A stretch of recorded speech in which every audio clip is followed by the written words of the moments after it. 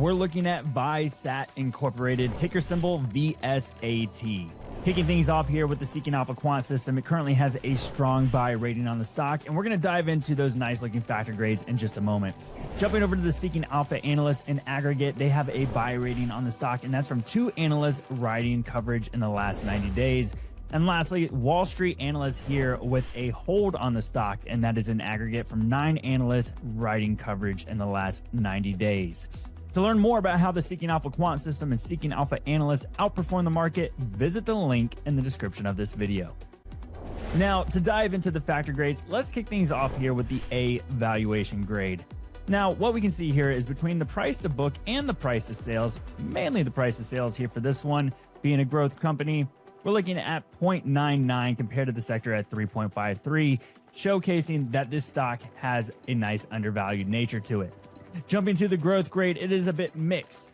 We can see here the operating cash flow growth year over year of 38% compared to the sector at 13%. However, when we calculate the revenue growth of year over year, it is down negative 1.43% compared to the sector, which is up 6.98%. Jumping over to profitability, we can see that the EBITDA margin here is 30.1% compared to the sector at just 10.62%. A nice outperformance, a difference to the sector of 183%, showcasing that this company is generating profits. Jumping into the momentum grade, which is currently an A+, that 1-year price performance is 218% compared to the sector at 10.4%.